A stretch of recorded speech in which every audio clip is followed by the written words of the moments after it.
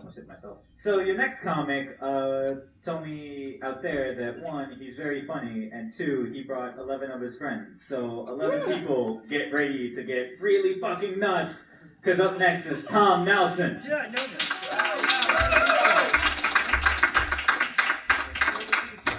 Hello, I cannot see any of you. Where's that sombrero? But I don't really think I can be really considered a man, since I don't like the taste of alcohol, and I don't really like to watch sports that much, and my ex-girlfriend constantly said, "You're not a man" to me. But, so she moved on to someone who is a real man, and she's now dating some guy named Jamal. Because black people do have that stereotype of being the best lovers. And I don't know if it's true or not, since I've only slept with a half-black guy. But I think it's the confidence that they have that that I guess I myself and I know some other white people who do not. Imagine us trying to talk dirty. Excuse me, is LaFonda? My name's Thomas, and this is William and Richard. We like to call ourselves the Rat Pack.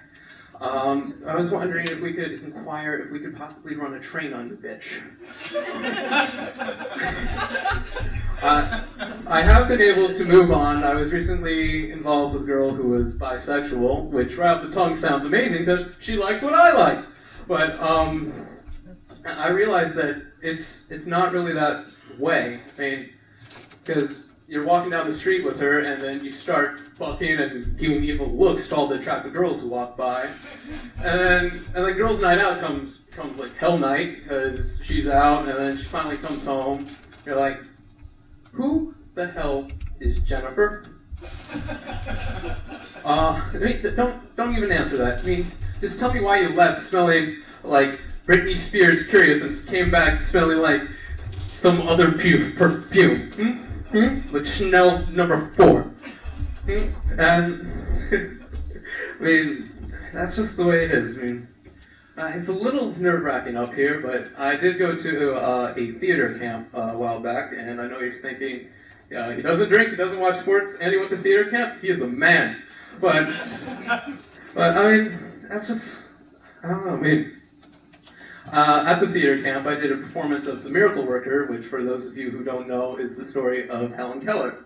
Helen Keller had a tutor by the name of Anne Frank. However, I would always forget her Anne Sullivan. However, I would always forget her last name, and I would call her as the story of Helen Keller and Anne Frank. Now, imagine if they did make a play like that. Helen, shh, shh, the Nazis are downstairs. Shh, wah-wah, wah-wah. That might have been a little offensive to some of you, but I was just bringing two worlds together, and if you didn't like that, then screw you, you're a racist. Now, that's what I love about comedy. Like, you can say something offensive, but if it's funny, it's alright.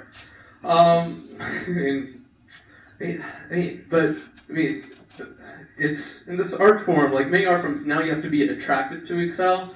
Comedy isn't one of them, but like music and such, you have to be. But, I love being a comedian, but, I just lost it. Alright. It's, yes. Alright, but girls, America is a very shallow place, and that's what I was trying to get at. But, girls don't say that they're shallow. They say, hey, I only care about a guy's personality, which is complete bullshit. The way they see their personality is through their looks.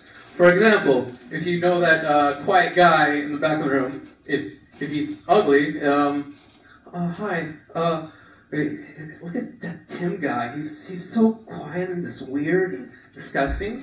However, if he's attractive, it's like, he's so dark and mysterious. I just wanna hop on him and have him cuddle up with him and have him expose all his deep, darkest secrets all over my face.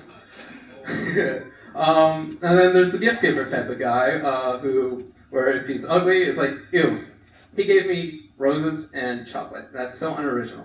Come on. And then if he's attractive, it's like, oh my god, you'll never guess what he gave me. Roses and chocolate. I'm a sucker for the classics.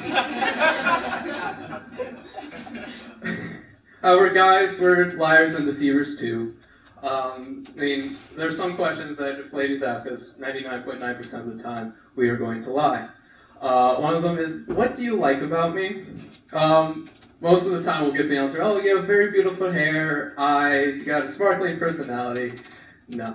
What we're really thinking is, hell, you got a ping pong table, free HBO, and I can show you off to my friends. And another one is, what do you figure out as the perfect lady? Who's the perfect lady for you? And then we'll give little hints as to the girl asking, so they'll think, oh, it's me. But, I mean, you gotta learn, us guys are pretty messed up in the head. Thomas, what's your favorite, what's your idea of the perfect girl? Well, I want a girl who looks like Misty from Pokemon, has a pirate accent, and gives forced handjobs. That is a real thing, you can look it up on the internet. I did find a girl like that once. She didn't have an eye patch, though. But we were right about to go on our first date, and she told me, no, I need to find time to find Jesus. What the hell does that mean? Is there a Where's Waldo section to the Bible I didn't know about? And, I mean, that's the way it is. And then Jesus is just sorry for any religious people, but Jesus has become a kind of a cockblock for some of us. I mean, he gets nailed once and he has to cockblock the rest of us. I am a religious type of guy. I mean, I believe that one should cover his head for God. That's why I'm uncircumcised. Because the head of the penis. Okay. All right. Well, I think that's my time. So I will see you guys later.